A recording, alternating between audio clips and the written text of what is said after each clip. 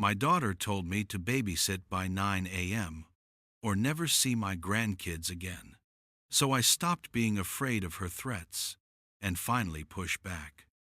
Before continuing, don't forget to subscribe to the channel and write in the comments, where are you listening from? The text came through at 7:42 a.m. on a Tuesday. Need you to watch Emma and Jake today. Be here by 9. No, please. No asking. Just demanding. I stared at my phone over morning coffee, steam rising between my face and the screen. 47 years I'd been waking up to coffee in this kitchen. The house felt quieter since Martha passed. I typed back, "Can't today, sweetheart. Have the contractor coming for the roof estimate." The reply came fast. "Too fast. Cancel it. This is important. Unless you don't want to see your grandkids anymore." My stomach dropped. I read it 3 times. The casual threat landed like a slap. I should have known then. Should have recognized the pattern Martha had warned me about 2 years before she died. "Don't give her so much she forgets gratitude," Martha had said, watching me write another check for Rachel's kitchen renovation. $16,000 that time. Martha's hand had trembled when she spoke. Cancer was already taking her voice. But I canceled the contractor, drove the 18 miles to Rachel's house in the suburbs. The development where every house looked identical except for the luxury cars in the driveways. Rachel's Tesla sat in the garage, Derek's BMW beside it. Combined income of maybe $320,000 a year. My truck looked out of place. Rachel opened the door before I knocked. "You're late," she said. I checked my watch. 8:57. "Traffic," I lied. She was already moving, grabbing her purse, her coat, designer labels I'd learned to recognize. "Emma's got dance at 3. Jake needs lunch at noon. Nothing with red dye. He gets hyper." "Rachel, wait," I started. She turned, impatient. "What?" I wanted to ask about the text, about the threat, about when my relationship with my grandchildren became leverage. But Derek appeared behind her, keys jangling. "We're going to be late," he said, not looking at me. Never looked at me much. "How long will you need me?" I asked. Rachel checked her phone. "We'll be back by 6, maybe 7. That was 10 hours. Maybe 11. What's the occasion?" I tried to keep my voice light.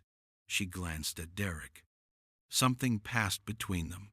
"Just meetings," she said. "Important ones." They left me standing in the foyer with 2 confused kids. Emma was 5. Jake was 7.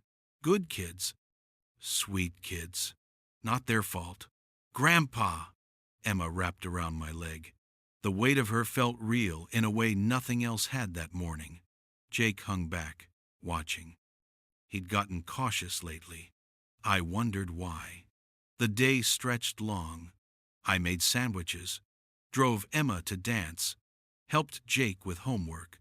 Normal grandparent things. Things I wanted to do. But the text sat in my phone like a stone. "Unless you don't want to see your grandkids anymore." Those words had weight. Threat weight. Rachel and Derek rolled in at 8:47 p.m. Not 6, not 7, nearly 9. I'd fed the kids dinner, done baths, read stories, put them to bed. Rachel breezed past me toward the kitchen. "Thanks, Dad. Same time Thursday?" I followed her. "Rachel, we need to talk about. I'll text you Wednesday night to confirm." She cut me off. Derek was already upstairs. Hadn't said hello. Hadn't said goodbye to the kids. "Rachel, I have plans Thursday. Doctor's appointment." It was true. 6-month checkup. Nothing serious, but scheduled. She turned, and I saw something in her face I didn't recognize. Something cold. "Cancel it," she said. "Simple as that. I can't just." I started. "Dad." Her voice went hard. Derek and I work. Real jobs. Demanding jobs. We need reliable childcare. You're retired. You have time. The way she said, retired. Like it meant useless. Like 43 years of construction work didn't count. I'm happy to help, sweetheart, but I need notice. I need. She held up her hand. Let me be clear. You either make yourself available when we need you, or we'll make other arrangements. Permanent ones. The room felt colder. What does that mean? I already knew. It means the kids are busy. Sports, activities, tutors. If you can't help us, we don't have time for extra visits. I drove home in silence. The highway stretched dark ahead. My hands shook on the wheel. Not from fear, from something else. Something that felt like the foundation cracking under a house. Martha's voice echoed. Don't give her so much, she forgets gratitude. I'd given Rachel everything. Maybe that was the problem.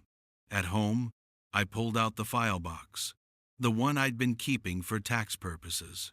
Started going through receipts, not to calculate, to remember, to see it in numbers because numbers don't lie. They just sit there on paper and tell the truth. 42,000 for her undergraduate, state school, but she lived in an apartment, wanted the real college experience. I worked overtime for 2 years, came home with sawdust in my lungs, and paid her rent. 56,000 for her wedding. Martha had wanted something simple. Rachel wanted the 4 seasons. The dress alone was 4,000. 31,000 for the down payment on her first condo. Just a loan, Dad. I'll pay you back. Never did. 23,000 when she went back for her MBA. 16,000 for the kitchen renovation. 8,000 for the new furniture. The list went on, page after page. I added it up 3 times. Wanted to be sure. The total came to $214,000 over 22 years, from her 18th birthday to now. Not counting the smaller things, the dinners out, the gifts, the groceries I'd bring over, the time. Jesus, the time. The next morning, my phone showed 3 texts, all from Rachel. Thursday, 8:30. Bring lunch stuff, I'm out of bread. Also, Jake needs new cleats. Can you grab them? No questions, commands. I sat with my coffee and didn't respond. Let the messages sit there, unread. Felt a small rebellion in the silence. Thursday morning came. My alarm went off at 6. I turned it off and went back to sleep. Slept until 9. When I finally checked my phone, there were 14 missed calls, 6 voicemails. The texts had evolved from demanding to angry to panicked. Where are you? Dad, call me. This is really unprofessional. Unprofessional. The word sat wrong. I wasn't an employee. I was her father. I called back at 9:30. She answered on the first ring. Where the hell are you? Her voice was shrill. At home, I said calmly. You were supposed to be here 2 hours ago. I could hear chaos in the background. Kids crying. Derek's voice, sharp with anger. I had a doctor's appointment, I said. Remember? I told you Tuesday. Silence on the other end. Then, you chose a doctor's appointment over your grandchildren? The accusation hung there. I chose my health over changing my schedule without notice, I corrected. Rachel, we need to talk about expectations. Expectations? Her voice went cold again. That tone I'd heard Tuesday. Here are my expectations, Dad. You're retired. We're busy. You help when we need you, or you don't see Emma and Jake. Simple. My turn for silence. Martha's voice again. The warning. The prophecy. Rachel, that's not fair. Fair? She laughed. Bitter sound. You want to talk about fair? You have this big house you barely use. All that time on your hands. Meanwhile, Derek and I are building careers, raising kids, contributing to society. The least you can do is help family. The words stung because part of them was true. I did have time now. The house was too big. But contributing to society, like my 4 decades of building actual houses people lived in, didn't count. Like raising her didn't count. Like taking care of Martha through 2 years of cancer didn't count. I've always helped. Family, I said quietly. But helping isn't the same as being taken for granted. Taken for granted? Her voice rose. You're being selfish. These are your grandchildren. Don't you want to see them grow up? The manipulation was smooth, practiced. Of course I do, I said. But not like this. Not as an unpaid nanny you threaten when I can't drop everything. Wow, one word, packed with judgment. Martha would be so disappointed in you right now. That landed different. That was a knife. Martha's name used as a weapon. My wife of 45 years, dead 18 months, thrown at me like ammunition. My hand tightened on the phone. Don't, I said. Don't you dare use your mother against me. My voice stayed level, barely. She'd be disappointed in someone, Rachel, but it wouldn't be me. I heard her breath catch. What's that supposed to mean? I'd opened a door I couldn't close. It means we're going to have a conversation, a real one. But not now. Not like this.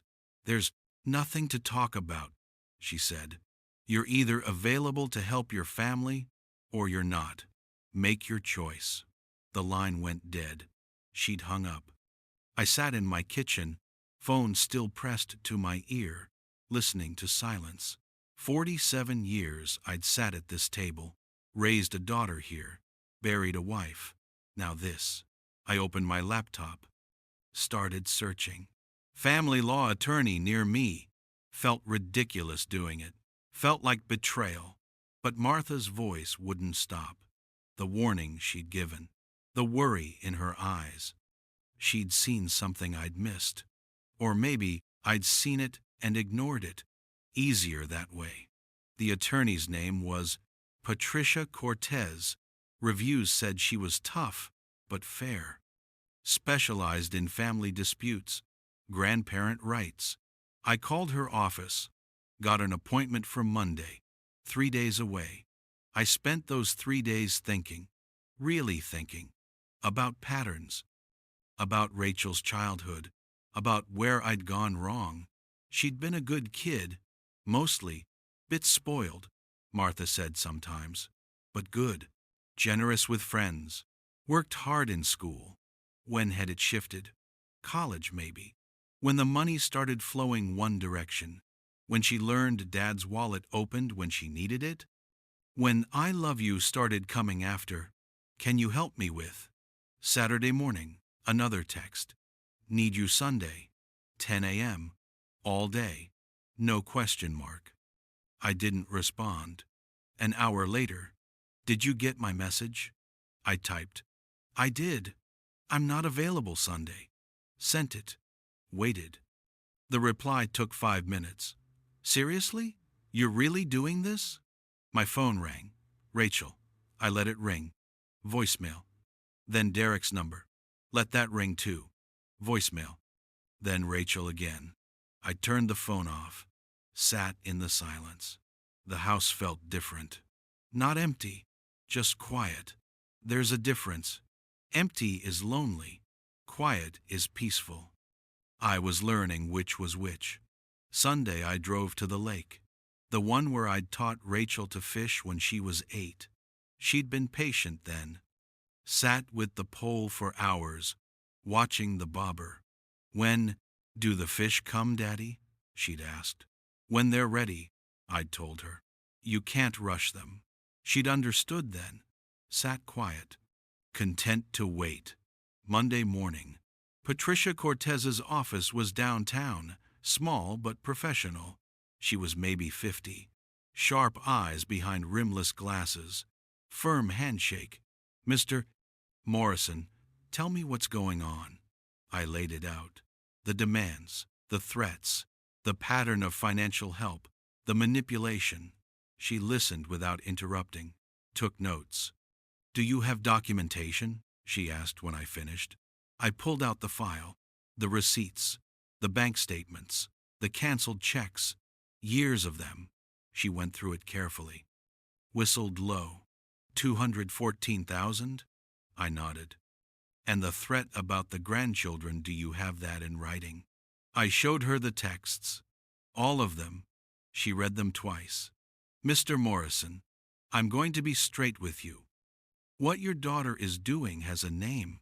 It's called grandparent alienation, using children as leverage to control behavior. It's not illegal in most cases, but it's recognized in family court, especially given your financial history of support." "I don't want to sue my daughter," I said quickly. She held up her hand. "I'm not suggesting that yet, but I am suggesting you understand your position. You've provided substantial financial support. You have a documented relationship with your grandchildren, and you have written threats. These things matter if she follows through. What do I do?" I felt lost, like I'd wandered into territory without a map. First, document everything, every conversation, every text, every interaction. Second, send a formal letter outlining your position. You're willing to help with grandchildren on a mutually agreed schedule, but not as on-call childcare. Third, wait. Wait for what? She looked at me with something like sympathy. For her to make a mistake. People who use threats usually escalate. When they do, you need evidence. Not for court, necessarily, but for leverage. So she understands you're not powerless. The word leverage tasted wrong, but accurate. I paid her retainer, $400. She'd draft the letter, I'd review it, we'd send it certified mail, all very formal, all very cold. I drove home feeling strange, not relieved, not vindicated, just tired. The kind of tired that comes from realizing a fight you didn't want is happening anyway. The letter arrived at Rachel's house on Wednesday. I knew because she called Thursday morning, 6:42 a.m. I was awake, barely. "You got a lawyer?" Her voice was ice. "I did," I said calmly. "Rachel, you threatened to cut me off from Emma and Jake. I need to protect that relationship." "Protect?" She was yelling now. "You're attacking me, your own daughter. Over what?" "Because I asked you to babysit." The word asked was doing heavy lifting. You didn't ask, Rachel. You demanded, then threatened. There's a difference. I heard Derek in the background. "Is that him?" "Tell him he's not seeing the kids." "Rachel, don't," I started. "No, Dad. You made your choice. We're done. Lose my number. Lose this address. Emma and Jake will be fine without you." The line went dead. I sat on the edge of my bed, phone in hand, watching the sun come up through the curtains. Martha's side of the bed was still empty. 18 months and I still couldn't sleep in the middle. I called Patricia, got her voicemail. It escalated. "She's cutting contact. Call me back." She called within an hour. "Expected," she said. "Document it. Date, time, what was said." "Did you record the call?" I hadn't. "Next time, if she calls again, tell her you're recording. It's legal in this state with notice." We need her threats documented in her voice. Days passed. Then, weeks. Silence from Rachel. I drove past her house twice. Felt like a stalker doing it. Saw the kids playing in the yard once. Emma on the swing set. Jake throwing a ball. They looked fine. Happy. Maybe they were. Maybe I'd been fooling myself about being needed. 3 weeks after the letter, I got a call from an unknown number. Answered it. Mr. Morrison? This is Brightwood Elementary. I'm calling about Jake Morrison. We have you listed as an emergency contact, and we can't reach his parents. My stomach dropped. What's wrong? Jake's been in an accident on the playground. Nothing serious, but he needs to be picked up. He's asking for you. I was in my truck before the secretary finished talking. The school was 23 minutes away. I made it in 17. Jake was in the nurse's office. Split lip, bruised cheek. He saw me and started crying. Grandpa, he sobbed. I held him. He was shaking, the nurse explained. Playground fall. Mostly scared. The cut looked worse than it was. We've been trying to reach Mr. and Mrs. Morrison for 40 minutes, she said, concerned. Their phones go straight to voicemail. I took Jake home, to my home, cleaned his face, put ice on the bruise, made him hot, chocolate. He sat at Martha's table, small in the big chair, holding the mug with both hands. Mom said we can't see you anymore, he said quietly. The words hurt worse than expected. I know, buddy. Why? He asked. Simple question. Complicated answer. Grown-ups sometimes disagree about things. Your mom and I are working through some stuff. He nodded, like he understood. 7 years old and nodding like he'd heard this before. Are you and Mom divorced? The question caught me off guard. You can't divorce your parents, Jake. We're just taking some space. He looked at his hot chocolate. Dad says you're being selfish, that you don't care about family. The words came out matter of fact, repeating what he'd heard. I felt something crack inside my chest. Not anger, sadness, deep sadness. Jake, look at me. He did. I love you. I love Emma. I love your mom. Nothing changes that. The disagreement is about grown-up stuff. How we treat each other. How we talk to each other. But it has nothing to do with how much I love you. His eyes filled with tears. Then why can't I see you? I had no good answer. Sometimes people need time to figure things out. It sounded weak even to me. My phone rang. Rachel, finally. Where's Jake? She demanded. No, hello. With me. The school called. He was hurt. You weren't answering. We were in a meeting. Phones off. Is he okay? At least, she asked. Split lip. Bruised face. Scared. But okay. Silence on her end. Then, I'm coming to get him. She hung up. 26 minutes later, her car pulled into my driveway. She didn't come to the door. Just texted, send him out.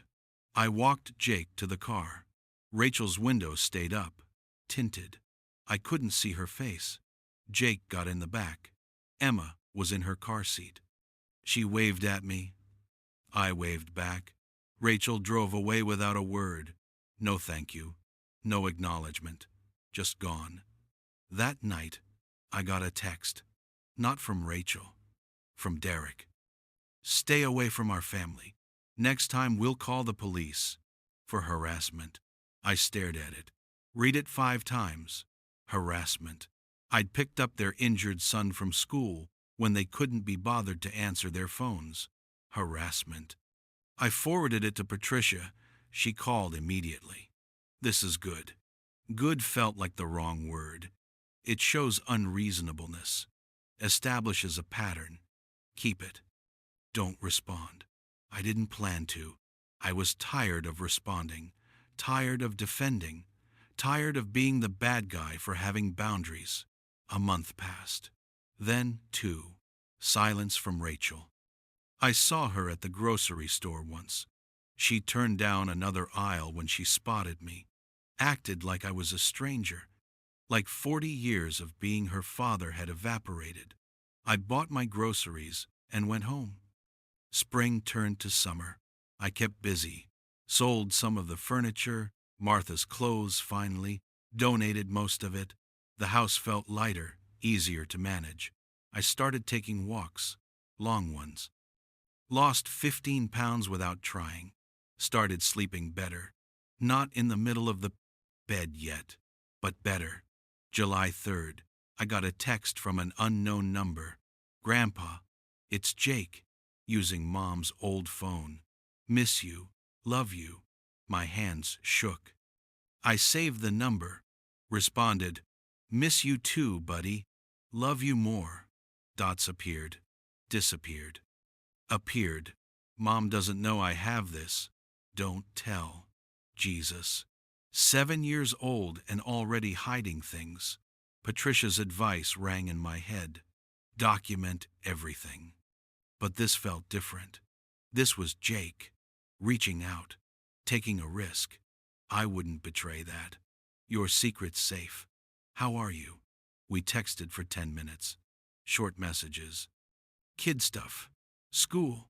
Baseball. His new bike. Normal things. Then, got to go. Mom's coming. And silence. He texted again a week later. Then, 3 days after that. A pattern formed. Always when Rachel was busy. Always brief. Always careful. I learned more from those texts than I had in years. He was lonely. Emma missed me. Derek yelled a lot. The house was tense. Do you still go to the lake? Jake texted one afternoon. Sometimes, I replied. Remember fishing? Yeah, that was fun. Pause. Think we could go again? My heart hurt. Someday, buddy. When things are different. Dots. Then, when will that be? I had no answer. I don't know. August. Late afternoon. My doorbell rang. Rare enough to be surprising. I opened it. Emma stood there, alone, 5 years old.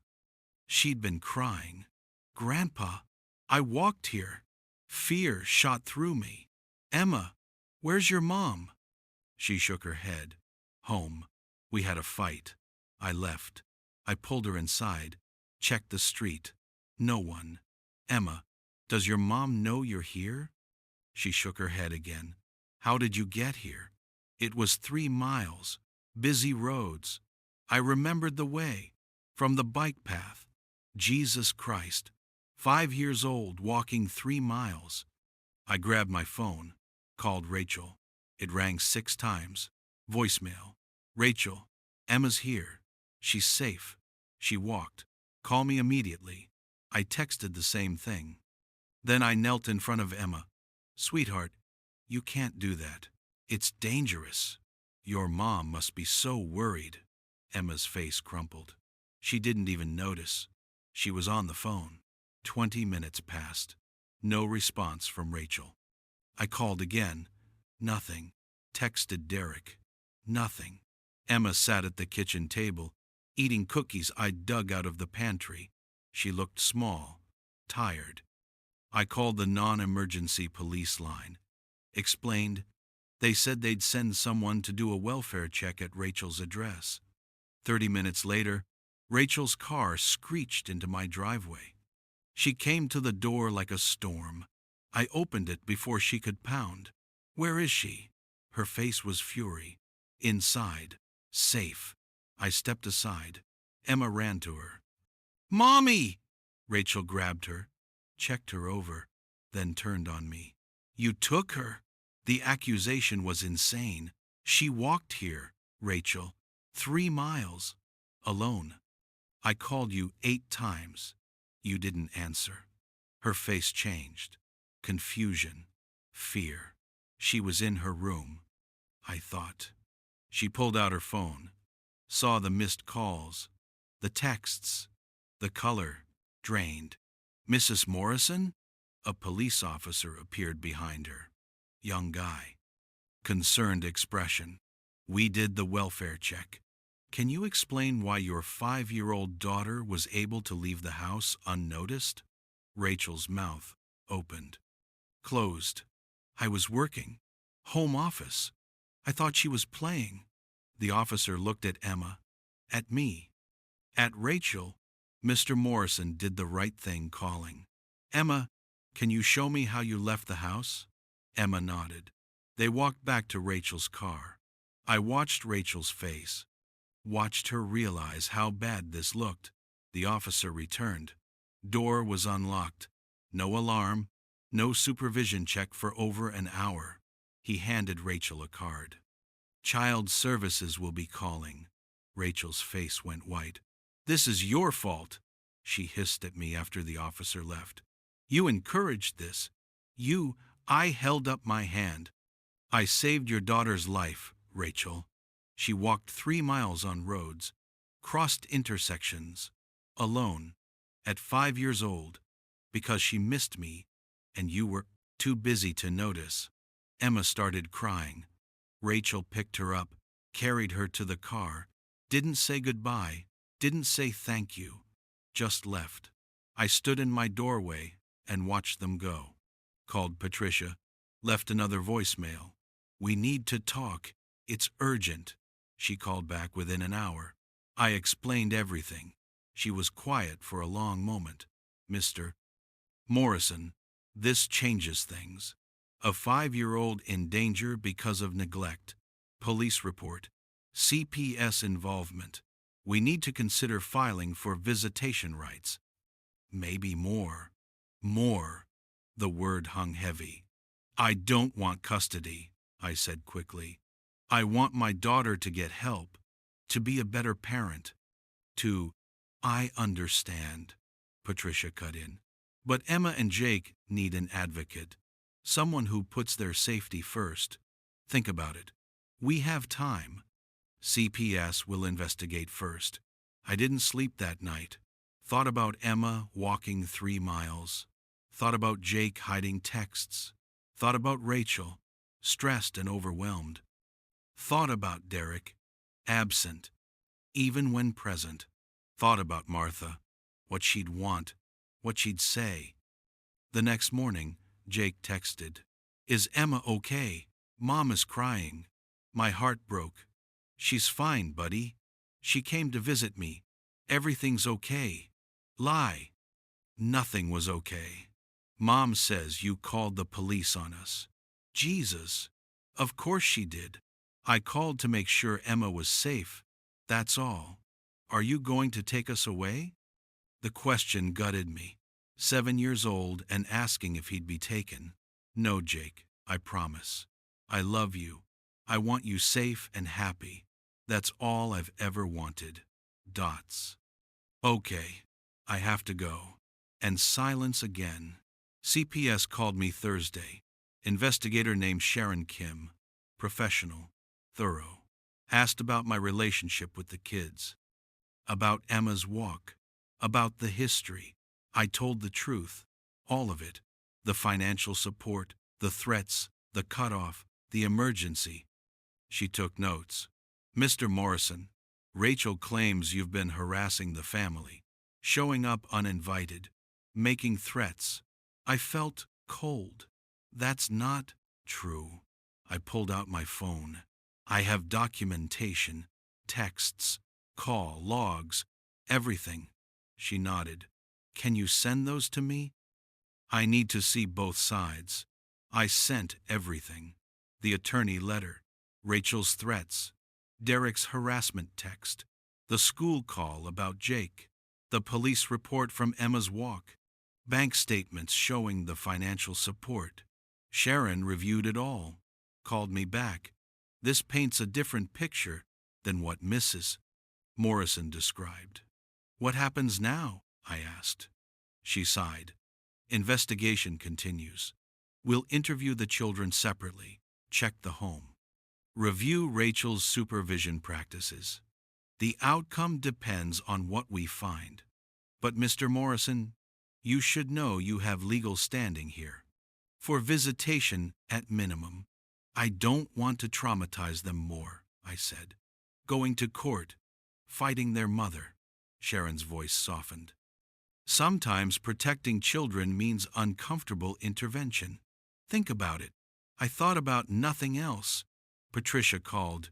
2 days later, CPS found concerns. Not enough to remove the kids, but enough to mandate changes, parenting classes, supervision requirements. And, she paused. I waited. They recommended supervised visitation with you, said the children expressed desire to see you. That cutting off a loving grandparent wasn't in their best interest. Rachel has to comply or risk further investigation. I sat down hard. She'll hate me. She already does, Patricia said gently. But the kids need you. That's what matters. First visit was scheduled for Saturday. Neutral location, a park, supervised by a CPS monitor. I showed up 30 minutes early, paced the parking lot, wondered what I'd say, how they'd react, if Rachel had poisoned them against me. At 2:03, Rachel's car pulled up.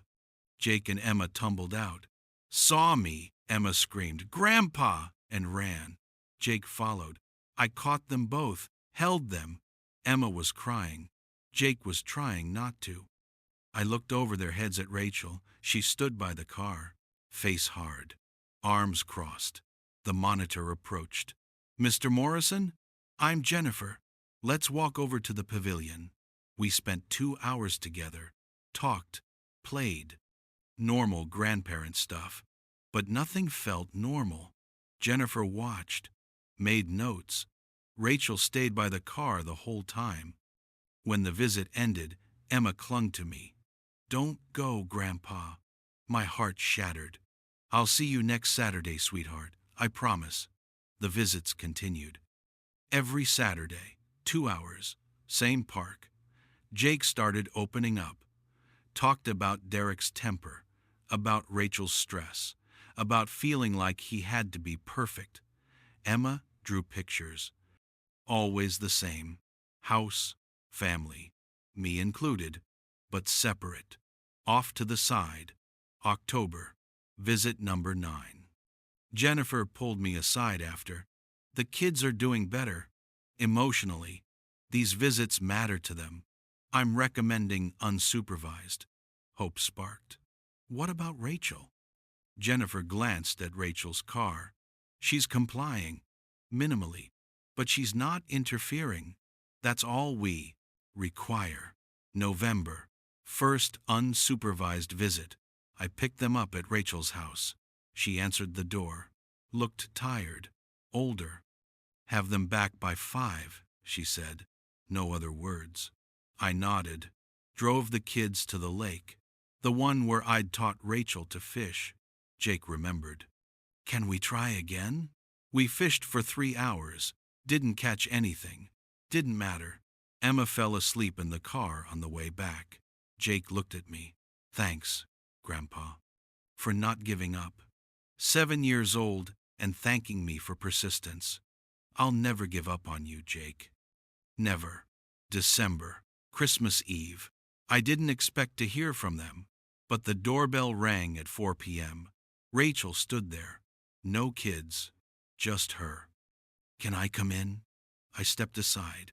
She'd been crying, stood in my living room, Martha's living room, looking lost. "I'm sorry," she said finally. 2 words, but they cost her. I got overwhelmed.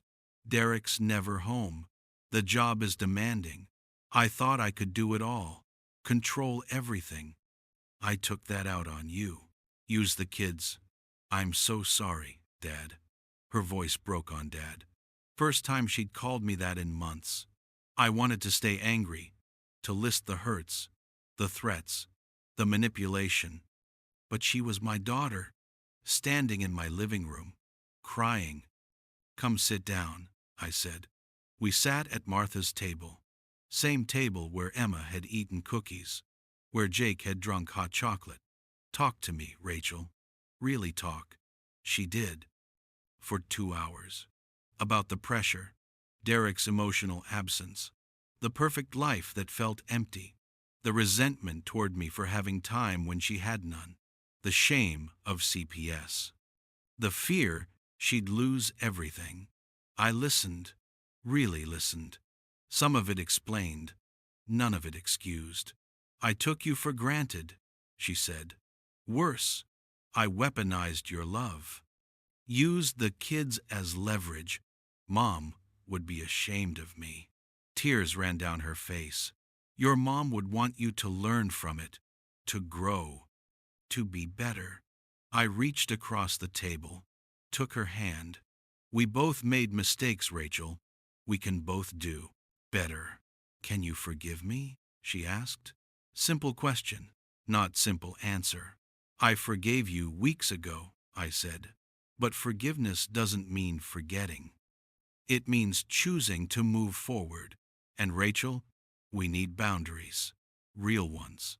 I'll help with the kids. Gladly. But on a schedule we agree on. With respect both ways. She nodded. I talked to a therapist. Started last month. She's helping me understand a lot of things. About control. About asking for help. About treating people like people instead of resources. Progress. Real progress. That's good, sweetheart. Really good. The kids miss you, she said. Not just the supervised visits. They ask about you every day. My throat tightened. I miss them too. So much. Rachel pulled out her phone. What are you doing Christmas Day? Hope flickered. Nothing planned. She looked up. Come to us? Please? I'll tell Derek it's non-negotiable. Christmas morning. I showed up at 9 a.m.